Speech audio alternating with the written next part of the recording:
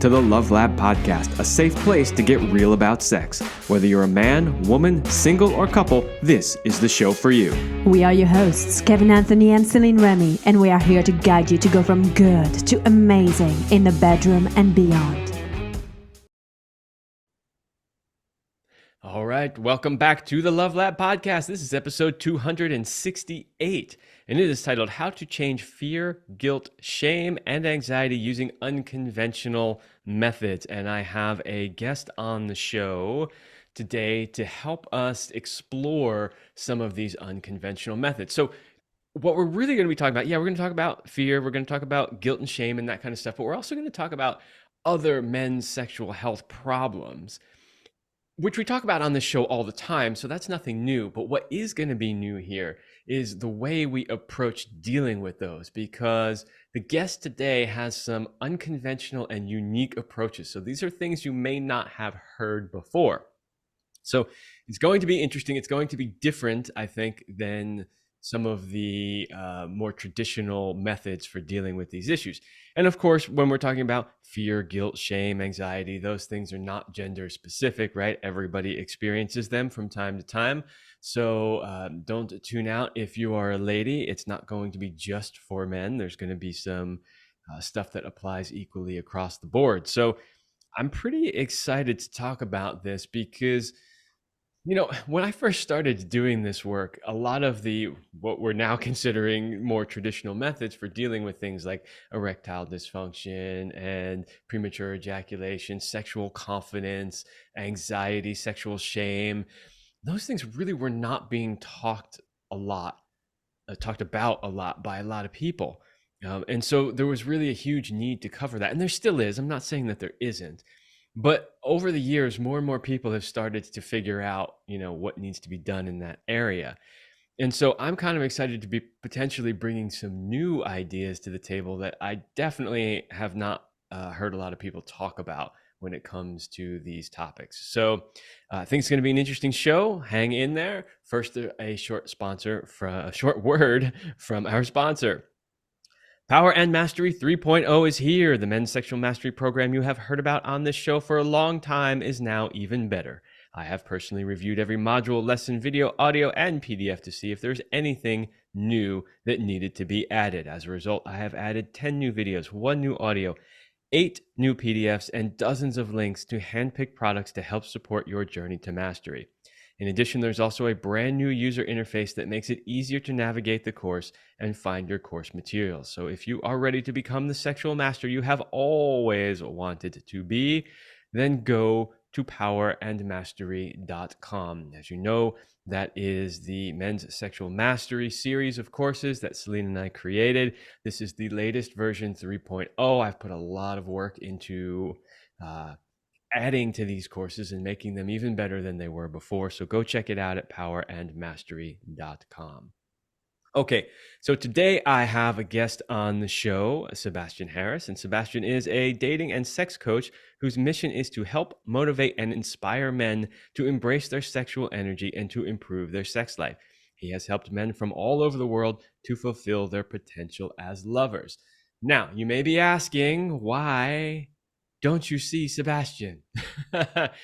Sebastian has requested to remain semi-anonymous, at least his face. You will see a picture in the corner of the screen here, but you will not be seeing him live, but he is here live with us. So welcome, Sebastian, to the show.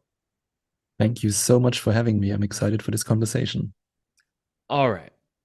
So before we talk about the unconventional methods themselves, I'm wondering if you can just tell the audience a little bit about the types of sex, love, and relationship issues that you usually work with. So what are the types of things that you see frequently that you tend to work with clients on?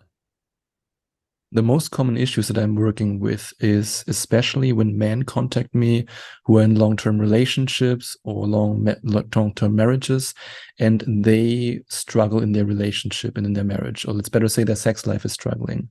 And most of the time, it's men who are in relationships where there was once a lot of passion, a lot of desire for each other, a lot of sexual fulfillment. And then over time, everything got a little bit worse. Like the desire went away, the passion went away. And I also work with guys who never brought their girlfriends or wives to an orgasm, who struggle in that regard, who don't know any specific sexual techniques and how to use them. And I also work with a lot of guys, especially when it comes to the hypnosis sessions I offer, who have erectile dysfunction or who have premature ejaculation and all kinds of other, let's say, sexual dysfunctions. And in my experience, a lot of times, unless, of course, there was a certain physical trauma, for example, a surgery or an accident, but a lot of times these sexual issues are very closely related to some emotional thing going on, to some past trauma that is unresolved. And this is especially something where I believe men often don't want to look at so much. Like we often try to fix something. Yeah, give me that pill, give me that thing, and I'm good again. But especially when it comes to the inner work, when it comes to, yeah, when I then, for example, say things like open your heart, and my coaching client looks at me like, what?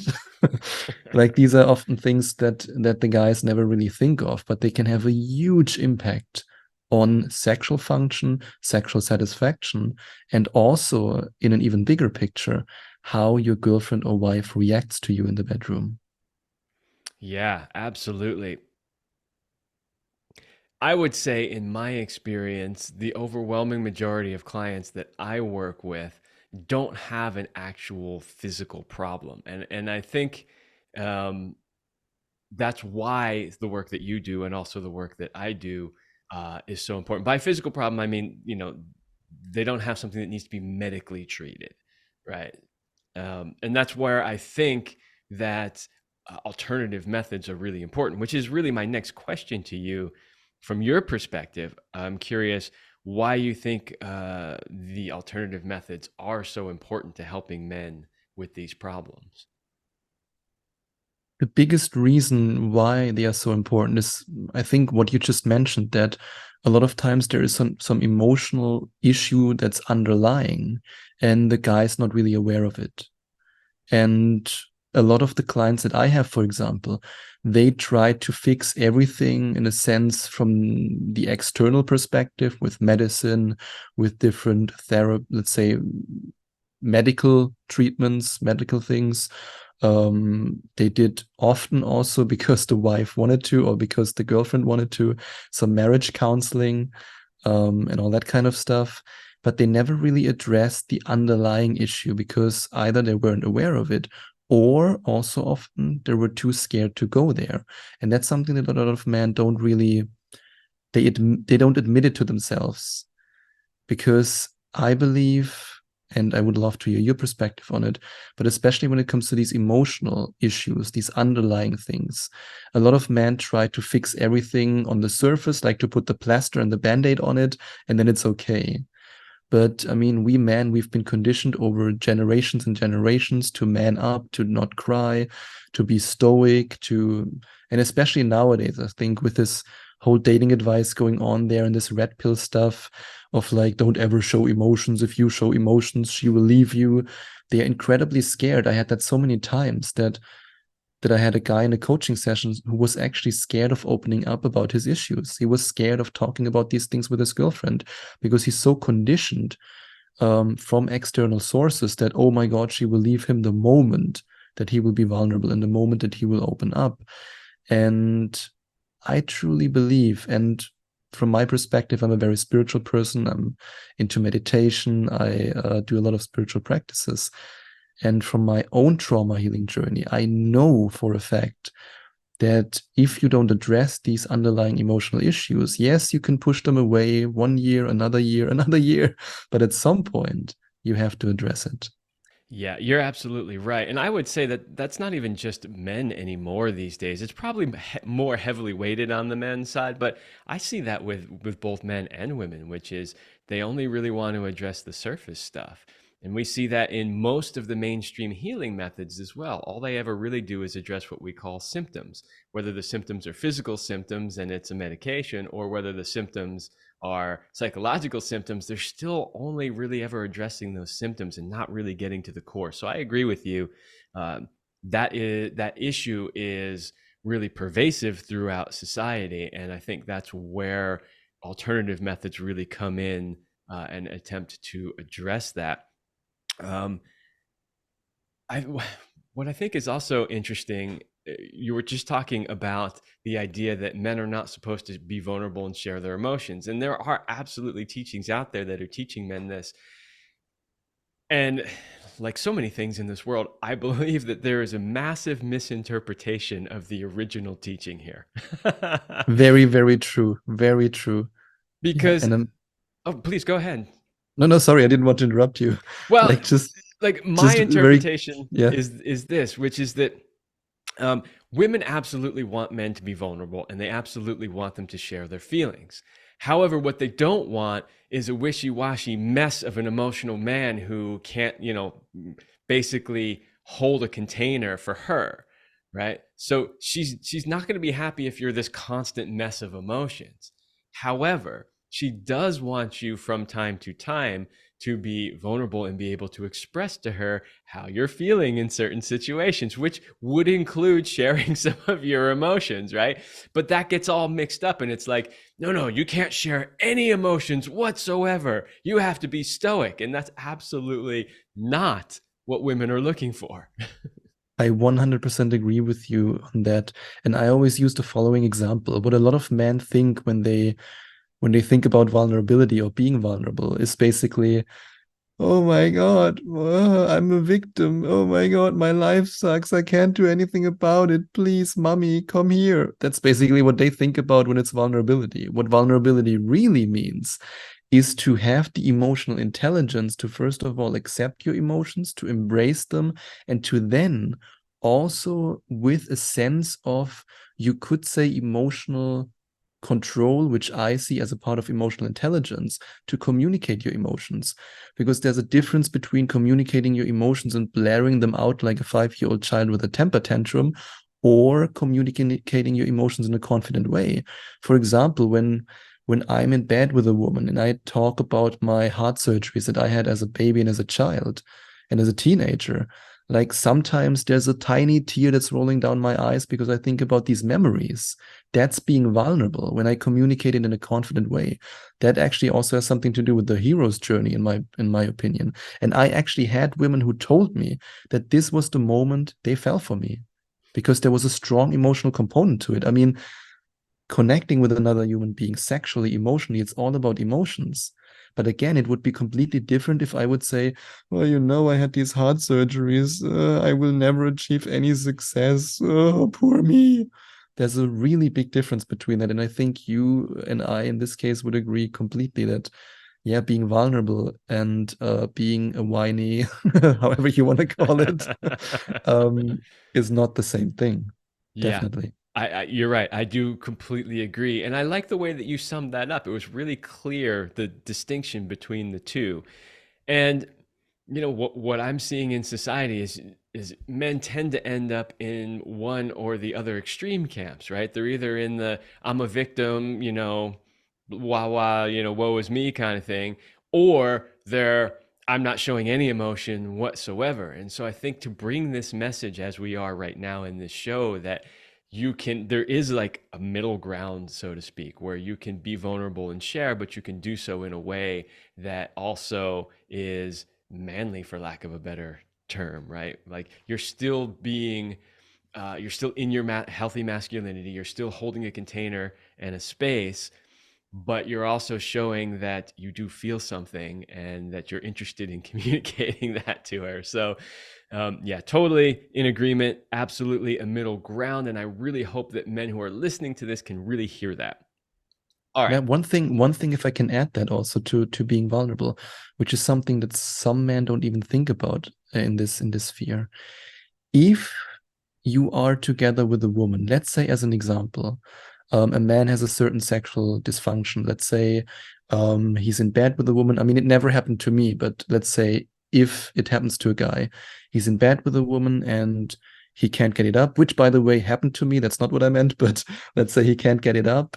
And the woman does what you only usually see in some whatever teenage American Pie comedy movie, where she goes like, "Oh my God, oh my, get away from me, you loser." If a woman would react like this, then you know that you don't want to be in a relationship or even dating or seeing this narcissistic woman again. Yeah. Because in my experience, and I mean, I'm very honest about, let's say, also sharing these kind of experiences with my audience. Like, for example, the very first time I had a sexual experience with a girl who was modeling, I was so overwhelmed by her beauty that this thing wasn't working. And I was just completely honest in this moment. I said, like, look, you're so beautiful. My brain and obviously my penis can't handle it right now. So how about we're just cuddling and kissing a little bit? And she was totally understanding. And then after a while, I felt comfortable and everything was working. I've never experienced it, and also so have none of my clients, that a woman did what so many men are afraid of, like laughing at them and ridiculing them. But if a woman would ever react like this with you, then you know that she's not the right woman. And the same is, of course, also true the other way around. Let's say if we're talking about a woman, let's say, suffering from vaginal dryness, as an example, and she wants her boyfriend or the guy she's sleeping with to use lube, and the guy is then shaming her for it or making fun of her, then you don't want to be with this person. Yeah, that is an excellent point to bring up. Women are far more understanding than we men give them credit for sometimes. We do have this fear that if, for whatever reason, our sexual performance isn't up to par or our penis isn't working, that they're totally going to shame and ridicule us. And that has never been my experience at all. And nor have I really heard that much from clients. Women are generally pretty understanding. The only thing that they really ask for is that you communicate with them. And so, in your example that you just brought up, you did a beautiful job of it, really just communicating to her what was happening for you in that moment. And she was like, oh, okay, now I know. Great. Right. Exactly. And some guys are actually dickheads about it. I mean, I've talked to women where, for example, a guy couldn't get it up and then he was blaming the woman for it.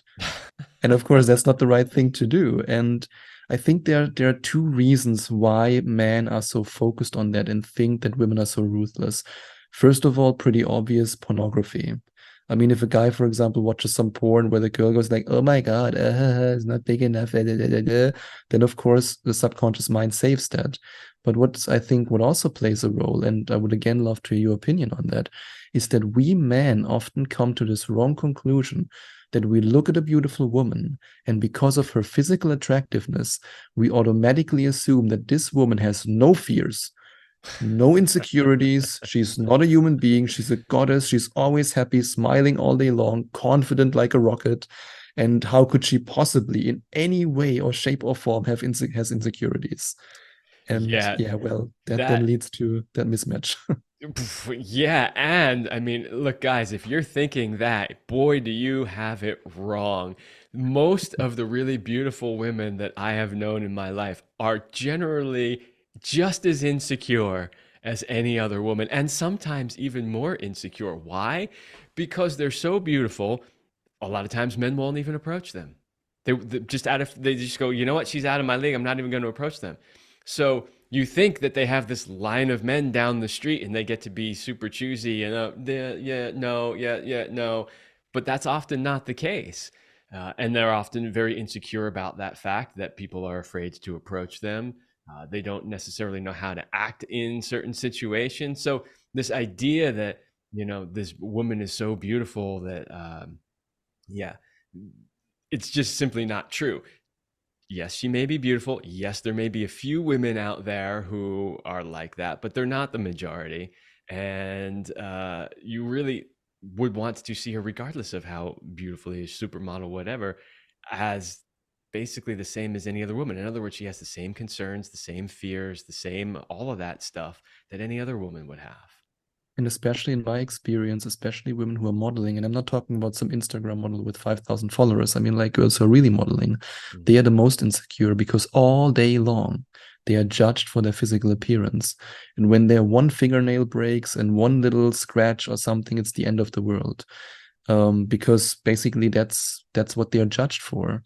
And what you also just said, which is interesting with the a lot of beautiful women not getting approached. That's something that a lot of guys don't believe me when I say it, because I mean, I also have another podcast, a dating podcast, where I help men to overcome their approach anxiety and get over their fear of women. And I had so many clients, especially clients who I had in-person coachings with, who were shocked when like the most beautiful women reacted the most positive. Because yes, they get 10,000 DMs and likes on Instagram and oh my God, you got us, oh my God comments. But whenever a man sees them in public, they often look and they never do anything. And if you still don't believe me, then ask your 5 best friends if a top model would walk past you, which of the guys would approach her. I bet you that all of the guys would say, "Oh my God, no, never. She's way out of my league." Yep, that's what these women have said to me. So, yeah, that is a real thing, and it's something as a guy to be conscious of, right? So one, don't treat them differently, and two, if you do see a beautiful woman and you want to approach her, go for it. But that's not always an easy thing to do. And so this is where I want to kind of shift the conversation into what these alternative approaches are. So let's talk about, I've got a bunch here. I'm going to kind of jump around in order.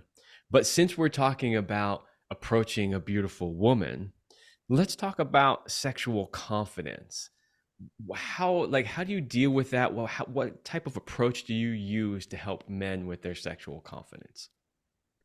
I always want to find out what is the underlying issue that leads to a lack of sexual confidence. And when it comes to then identifying that underlying issue, then I'm going to think about how we can tackle that the best way. To give you an example, if a guy has, what's the word for it again? Body dysmorphia. Like, let's say he's not confident with his body because, I mean, let's use my own example. When I was in my early 20s, and especially in my teenage years, I was so insecure and I had so much self-hate because of my scars, because of my heart surgeries. And I kid you not, it's a true story. With my very first girlfriend, I did not take my shirt off. Like, I just couldn't do it until at some point I had no other chance. And she then reacted in the most positive way and said, like, don't worry about it, it's all good. But for me, it was like the biggest insecurity. I didn't go with my friends to the lake because I didn't want other people to see me. I was afraid of that completely. It was one of the biggest, let's say, fears that I have. And nowadays, I'm so open and so okay with it. And one thing that helped me tremendously, that especially my American clients, because most of my clients are Americans, are always confused about in the beginning. But for me as a German, it's very normal. And that's nudism. If you at some point or right now are not happy, and I would say that to a man and a woman, if you're not happy with the way your body looks, one of the best things you can do to accept yourself more, to be around people who are accepting of your body shape, of the way you look, is nudism. That's one of the most freeing experiences ever. And I still remember the very first time I went to a nudist beach, I was like shaking. I was like, oh my God, what am I doing here? Oh my God. And it was just so freeing to then talk to these people. And I went to different resorts. And it's also a great place to network, by the way. There are a lot of successful people who do that. You wouldn't believe it, but it's a very, very, very, how can I say, body embracing way of living your life. And that's the first tip I would give in this regard. That is so healing. Yeah, I completely agree. You and I, we talked a little bit in the pre-interview about this. I have been a nudist pretty much my entire life. I happen to live very close to one of the often considered top nude beaches in the world. I've been spending over 20 years hanging out down there when it's warm and sunny. And I can honestly tell you from personal experience that you will see every type and shape and color and grooming and size that you can possibly think of. People think, oh, they're going to go to a nude beach or maybe a nudist club, and it's going to be all these beautiful supermodels running around, and they're not going to look like that, so they don't want to do it. It's not like that at all. It is like any other segment of the population. You've got everything that you can possibly think of. This is one that I often recommend for guys who have insecurity around the size of their penis, because having spent a fair amount of time around nudist places, all sizes. And I can tell you, the big ones are the minority. They are the minority. And Most men are not that big. But then again, all these guys running around thinking that their normal size is somehow small. And it's like, no, just go hang out where there's a bunch of naked men. You'll soon realize that you're perfectly average, probably right in the middle of everybody else. And guys, always remember there are showers and there are growers. That's also good to remember. That is true as well. But it's really a real thing. Like I have a personal friend who, he comes down to the nude beach with us sometimes as well. But he's always had this thing that his penis is too small, and it's not at all. And I've spoken to several of his girlfriends about it. Like, no, it's great. Like we don't know. But in his head, to this day, he still thinks he's too small, and he's got an issue around that. And so it's a real thing, regardless of how many women might tell you, no, it's perfectly fine. Sometimes men suffer with that problem. And so that can be a real impediment to being sexually confident, because, it's very similar to what you were sharing with not wanting to take your shirt off. A lot of times these guys, don't want to take their clothes off, or they're afraid that as soon as they, take their pants off, she's going to laugh at him, or she's not going to be satisfied or anything like that. Whereas the majority of the time, they are probably just perfectly big enough for her. Most women are not looking for gigantic cocks. Exactly. And I mean, in this situation, always remember, let's say porn is your enemy when it comes to that. Of course. Like if you watch a lot of porn, then of course you will think you need some kind of 30-centimeter baseball bat. Which, I mean, there's also a limit to what a woman can take, let's say it like this. And it's way more important, at least in my experience, to know how to use that thing, instead of like it being like 1 or 2 centimeters shorter or longer.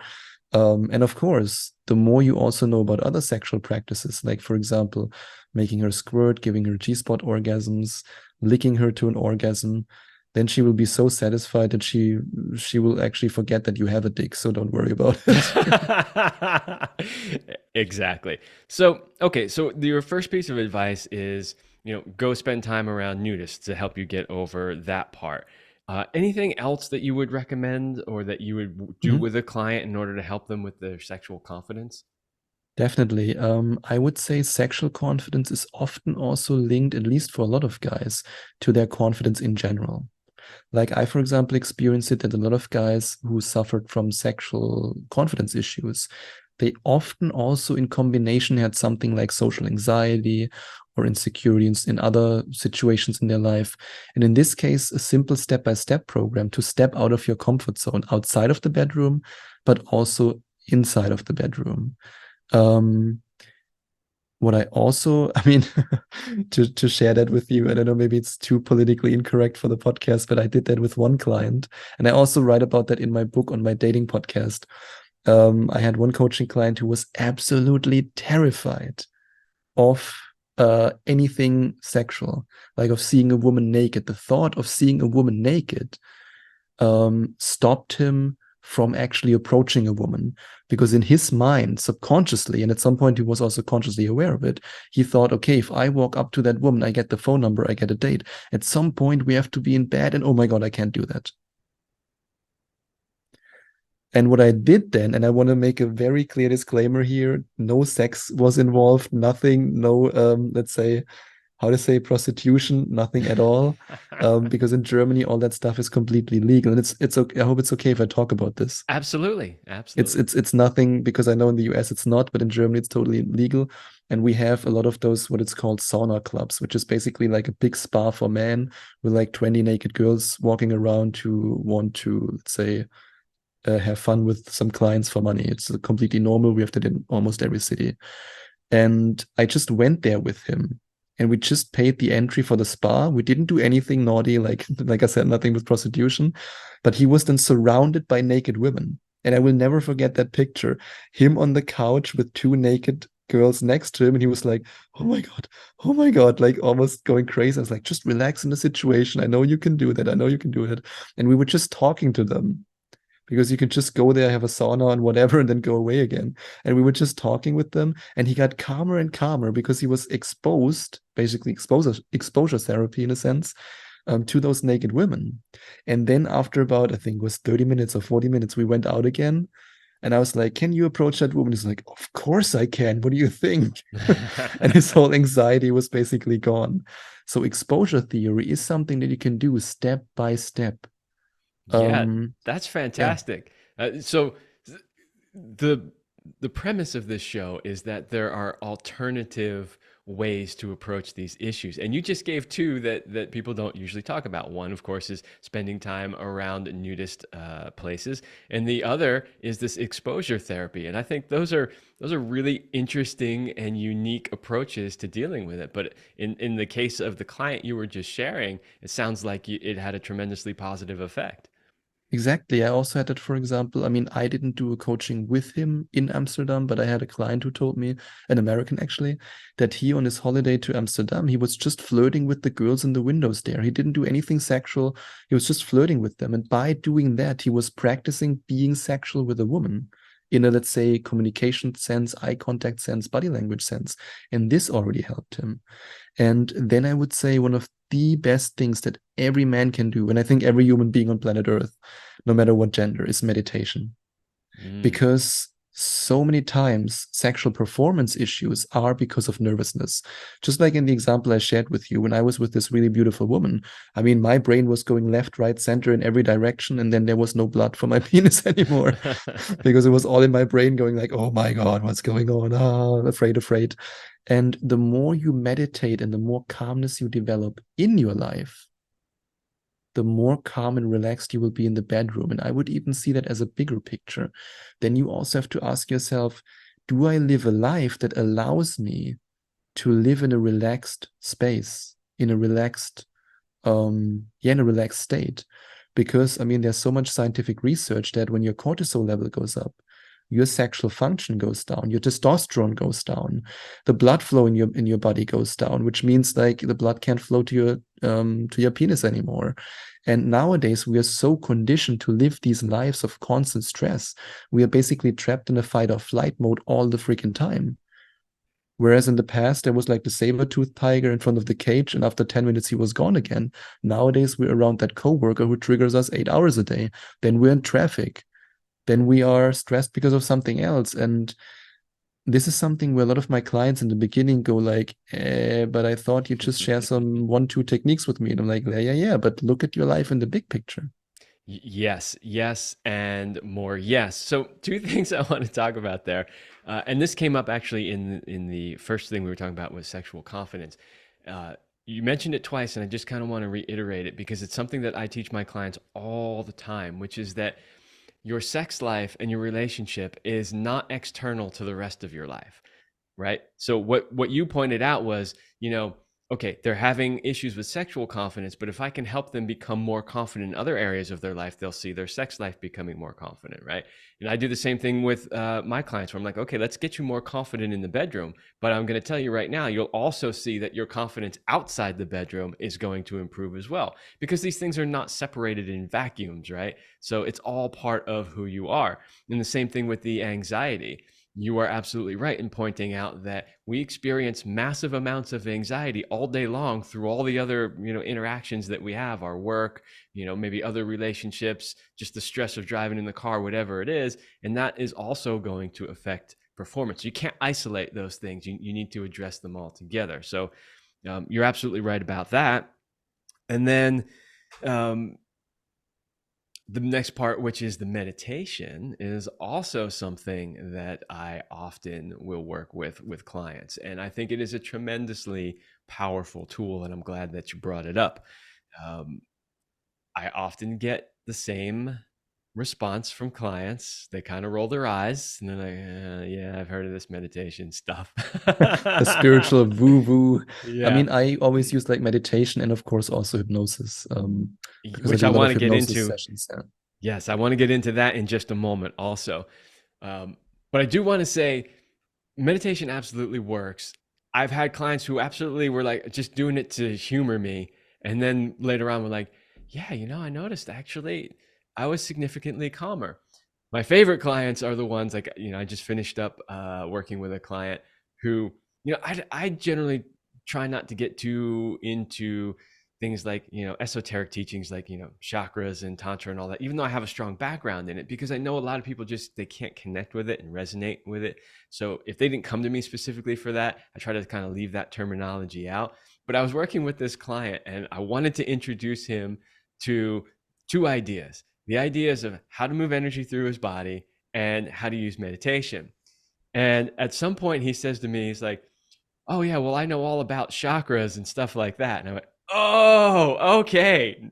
Now there's no holding back, right? Like now I can use all the words I want to use. And so I love working with those clients because when I brought the idea of meditation in and how he could use that towards helping his sexual performance, it's like a light bulb went off and he was like, oh yeah. He had never thought of using it for that. I mean, yeah, I also am very honest about, let's say, the spiritual practices that I do, for example. I mean, I always want to say I'm not affiliated with that guy at all, but I always recommend the teachings of Dr. Joe Dispenza. I don't know if you're familiar with him or not. He has a lot of guided meditations. I went to several of his week-long advanced retreats, so I'm totally into that kind of stuff. And I just share it with my clients. I say, like, honestly, I'm not affiliated with him. I don't gain anything. There's no financial benefit. It might help you. Maybe you want to have a look at it. And then I also say, just practice the meditation techniques that I share with them. Do it for 30 days. If it doesn't work at all, call me a spiritual idiot. It's all good. Don't worry. No hard feelings. But to be honest, I never had a guy who actually did it and who didn't achieve at least a positive effect. Never. Yeah. It's amazingly powerful, and I am a big fan of Dr. Joe Dispenza. My wife, Celine, was a huge fan of Dr. Joe Dispenza and did a lot of his work. Having read several of his books personally, and of course listened to a lot of his videos as well. But what I think is interesting about his work is, he's not necessarily creating anything that hasn't already created, but what he's doing is using science and technology to validate it. Exactly. That's the interesting thing. Yeah. Yeah, I find it fascinating because basically what they do is they hook people to a bunch of biofeedback at the beginning of a workshop and take all these measurements of what's going on in their body. Then they go through, this couple of days or whatever of doing these meditations, and then they take all of those measurements again, and then they find that massive things have shifted in their physiology. Let's talk next a little bit about the hypnosis, because that is something that I don't hear a lot of people talking about when it comes to basically sexual issues. Yeah, I mean, hypnosis was something that always interested me because if you can maybe remember, I mean, I don't know how it was in the US, but especially in Germany, about 10 years ago, neuro-linguistic programming was really the big thing. Everybody was talking about it. It was like this huge thing. And there were always some connections with hypnosis. And then on my journey, let's say while diving deeper into the meditations and into all that kind of stuff, I don't even remember when it was, but I was again introduced to a hypnotist who I had read about in, I think it was The Game back then, like that dating pickup book that started this whole seduction, let's say, seduction community in a sense from Neil Strauss back then. And that's Mike Mandel. And I then decided to take his certification course because I was just interested in it. And then I took another certification course and I got more and more into it, bought different books, developed my own hypnosis techniques. And at first, I only used hypnosis for sexual confidence, where I thought like, okay, let's just use it for confidence. I mean, it's subconscious programming. Basically, in hypnosis, I get my client in this beautiful brainwave state where they are very receptive, like an alpha brainwave state, where they are very receptive to new information. Their subconscious mind is receptive to it. And then we change beliefs and develop more confidence. Until this one client, and I will never forget that, this one client had trouble keeping an erection. He could get an erection, but not keep an erection. And he had already tried so many different things. He was already on, a guy in his late 50s, if I remember. He was already on Cialis. He already had some, what else was it? Like testosterone replacement therapy, like everything basically, as Joe Dispenza would say, matter to matter, this kind of in the physical sense. And he just asked me, hey, can we do a hypnosis for me keeping my erection? So for erectile dysfunction, basically. And I was like, yeah, but I want to make one thing clear, like disclaimer here, no guarantee. We're just going to do this, because I wasn't really so sure if it would work. And I did it with him, and he was like, he felt so amazing in it. I let him like visualize everything and go into this deep, relaxed state. His subconscious mind embraced it. He felt amazing afterwards. And he sent me a message, a voice message over WhatsApp the next day. He was almost crying in that voice message. So happy was he. And he told me like, oh my God, like I had sex with my wife. It was amazing. And I could keep the erection. I was like, okay, that is unique. And then after that, this was for me the confirmation, like, hey, Sebastian, you can do it. Hey, hypnosis also can work for that. And since then, I use it for all kinds of different things: sexual confidence, erectile dysfunction, premature ejaculation. Again, I always say, disclaimer, I'm not a medical professional. I'm a certified hypnotist. I'm a coach, but not a medical professional. I can, of course, never give any guarantees. But the success from my clients with it is really, really incredible. Yeah, it's a very, very powerful tool. And again, I don't think a lot of people are really using it in the way that you're using it. So I think it's interesting to put it out there and let people know that there are alternatives. There are other options out there. And it's funny you mentioned the guy with the being able to keep his erection, and this is a very common misconception. And I don't know that the doctors prescribing these things do a very good job of really telling people how this works. But all those medications do is increase blood flow into the penis, but they do nothing to keep it there. That's So actually a very good point. Yeah. it's true. They do absolutely nothing to keep it there. And so, if you go in and you tell a doctor, well, yeah, I can get an erection, but it doesn't last. And they, well, we'll put you on, Cialis, Viagra, whatever it is. That's not actually addressing the problem. You're going to maybe force more blood in there, but you're not doing anything to figure out how to keep it there. So that's a big misunderstanding. I would say to men who are listening that if you can achieve an erection and you can't keep the erection, that don't be fooled into thinking that those particular drugs are going to solve your problem. In fact, coming up in a few weeks, I will be having a doctor on the show to specifically talk about that exact issue of how do you keep the blood in the penis from a more matter perspective. Right now, we're talking from a more psychological perspective. Okay, I got a couple of other things here. We're getting kind of close to the end of the show, but there are a few little things we talked about in the pre-interview that I wanted to just bring up and see where they go. So we talked a little bit about the self-love factor. And I'm wondering if you could maybe talk to the audience a little bit about how self-love factors into these types of issues, and then how your unconventional methods can work with that. Oh, self-love has a huge effect on how you perform in the bedroom, because if you, I mean, it's all interconnected. Let's say it like this: if you are not confident about your body, like again, my example with my scars back in the days, I didn't really love myself. In fact, I hated myself. And this again has a negative effect on my sexual performance, because I hate myself and I perceive myself as unattractive. I then also assume that other people, in this case, the woman I'm sleeping with, will most likely perceive me as unattractive. And then, of course, my sexual function goes down the drain. So I believe it's all connected, like self-confidence, self-love, how attractive you perceive yourself as, because if you truly love yourself, you embrace yourself the way you are. And again, here I want to say, I see it a little bit different than some people. When I say I love myself the way I am, I don't mean that it should give you permission to just eat potato chips all day long, to get so overweight that you can't see your penis anymore and not walk up the stairs anymore. It's about loving yourself the way you are, but also at the same time saying, hey, where can I improve? Which areas can I improve? And for me, that's why it's so interesting that we talked about that, let's say, Joe Dispenza and the meditation practices. I really developed self-love when I practiced brain and heart coherence and really tuning into my heart. And this is also something that I often practice with clients, where sometimes in the beginning they say, what, brain and heart coherence? Heart coherence? What are you talking about? That's too weird for me. But then when they tune into their heart, they go like, "Oh my God, I can feel my heart. This is so beautiful." And then sometimes I have guys like I remember one client, like he had military background, like some special forces. I mean, this guy has probably done things and seen things that I can't even imagine. And when he opened his heart, it was like wide open, like pure love coming out there. And then as a result of that, also his sexual function got way better.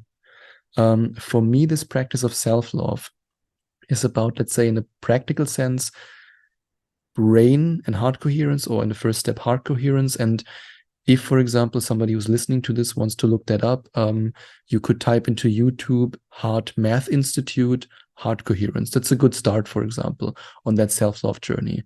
But then even deeper than that, and to change the way you are, in a sense, change the way you behave, change the way you talk to yourself. There's this beautiful book from, I think his name is, I always confuse those two, Kamal Ravikant, I think. He's the brother of that, I think, billionaire Naval Ravikant, is a very famous tech entrepreneur.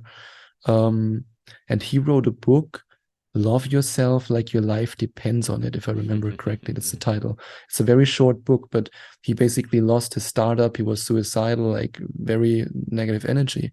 And all he did all day long, and that's a very simple, let's say a simple way of looking at it, maybe too simple, but I really like that book. It's where he just says all day long, I love myself, I love myself, I love myself, I love myself, I love myself, until his subconscious mind at some point believed it and something inside of him changed. I wouldn't even go that far to do that, but to observe your thoughts. How are you talking to yourself? And these are often thoughts that we're not even aware of. It's something from our childhood. We are conditioned with it. And then call yourself out, as I always say, on your own bullshit. Like, call yourself out on these thoughts and change these thoughts. And in the same way as so many of my coaching clients, they have talked to themselves in ways where it's no wonder that they have sexual dysfunction. Like, Yeah. I'm not attractive, I'm not good enough, I'm not that enough, I'm not tall enough, I'm not insert whatever limiting belief you might think of enough. And to then change that self-talk and to really feel yourself into what it would feel like if you were sexually confident, if you were self-confident, if you would love yourself, then again, you will look at yourself in another way. And you will also look at women in another way because you subconsciously believe that they look at you in a different way. Yeah, so powerful what you just shared. And I love the distinction you made between what some people think self-love is and what self-love really is.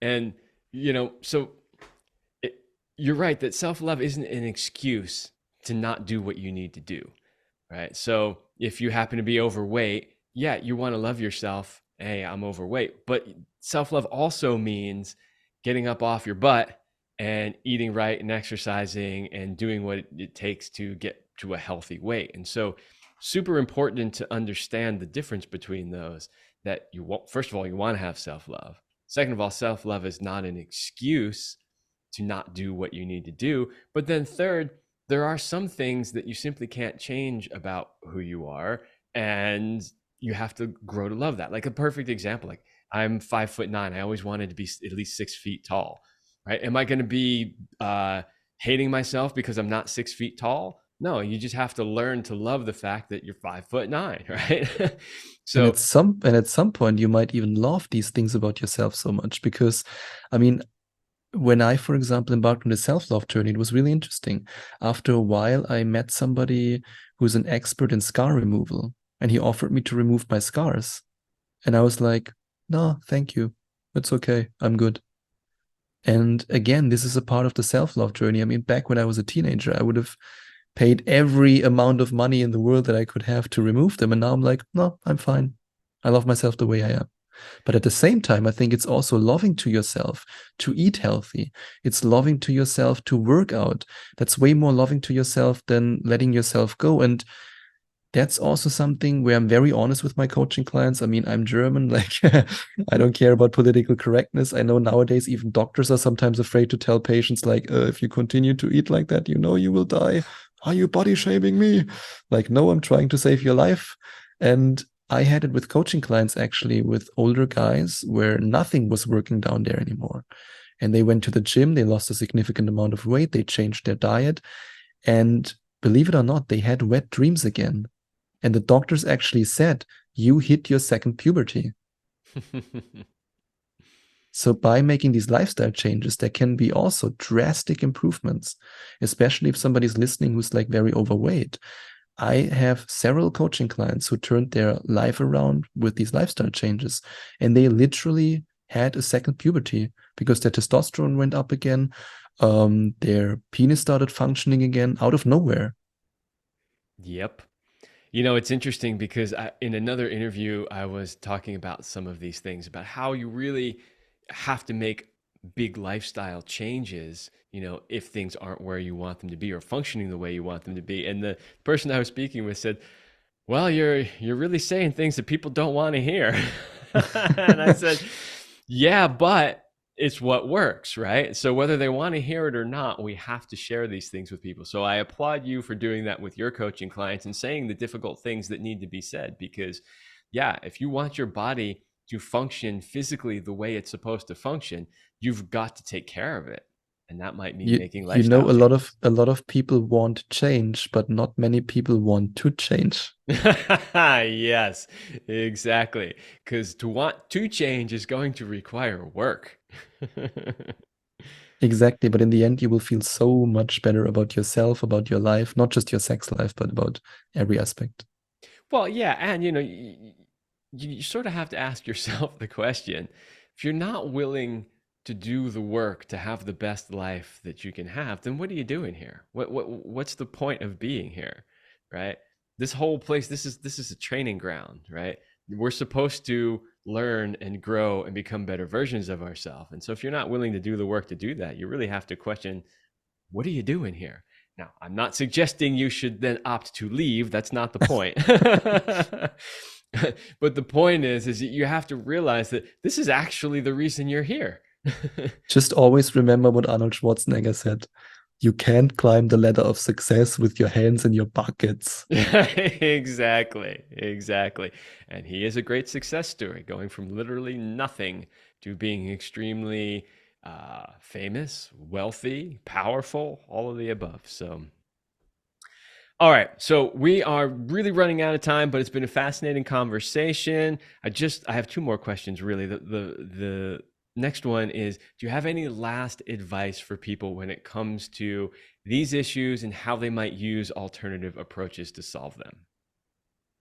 I think the best advice I can give is to, when it comes to these alternative ways, or no matter if it's meditation, lifestyle changes, different exercises, is to at least give it a shot. Even if you say, spirituality is for losers, meditation, and you're totally against it. I mean, it's your life, it's your sex life. And especially if you've tried all kinds of other things, give it a shot. Because I always believe that you can become the living proof that it works, even if in the beginning you have doubt, you don't believe in it, you say like, oh, that's some bullshit, whatever it might be your thought process, but to just give it a shot because you have nothing to lose. You have nothing to lose whatsoever.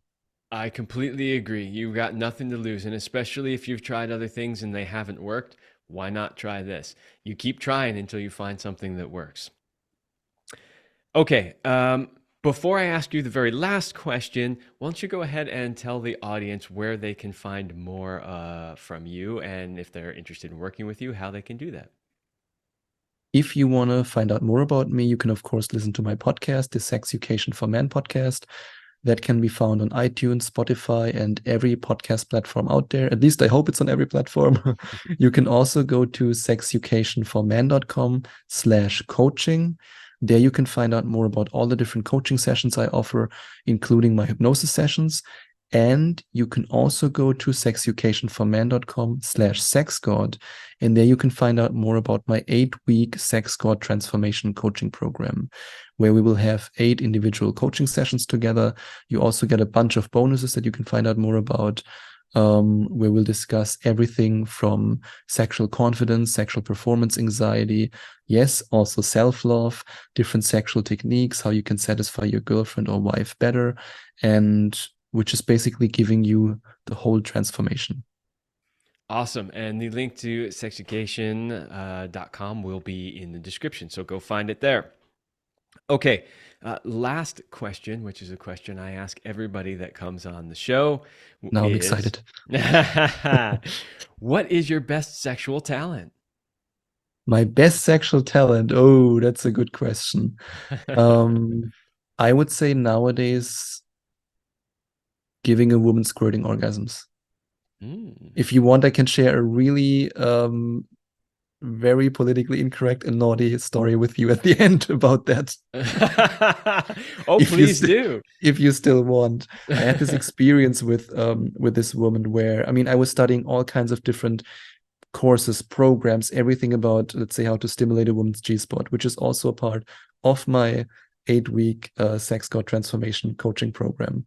And so I was in bed with this woman, and she was very self-conscious about, let's say, her squirting and releasing fluid and that kind of stuff. And I was making her come like 2 times, and the bed was already getting a little bit wet. And then she said, like, yeah, I mean, it feels so freaking good. She never experienced it in her life. She never had a squirting orgasm before, but she doesn't want to ruin the bed sheets. And I'm like, okay, let's go to the bathtub.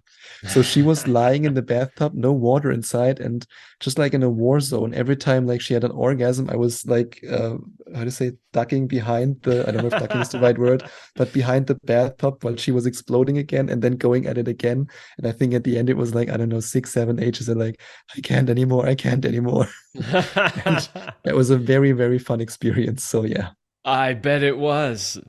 So, the bathtub was a great solution in the moment. I will also say, Celine, my wife, was a big female ejaculator.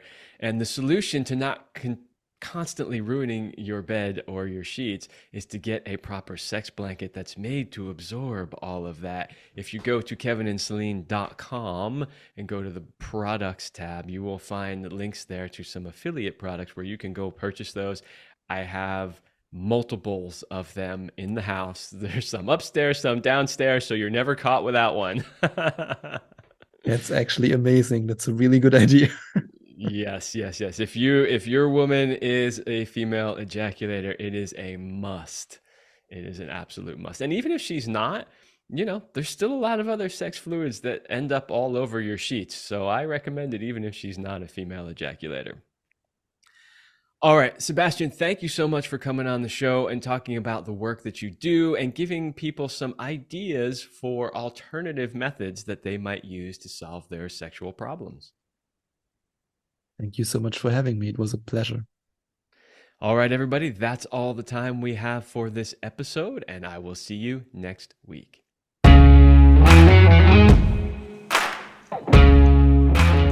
We hope you like this episode of the Love Lab podcast. If you enjoy this show, subscribe, leave us a review, and share it with your friends. And for more free, exclusive content, join us in the Passion Vault at CelineRemy.com/vault.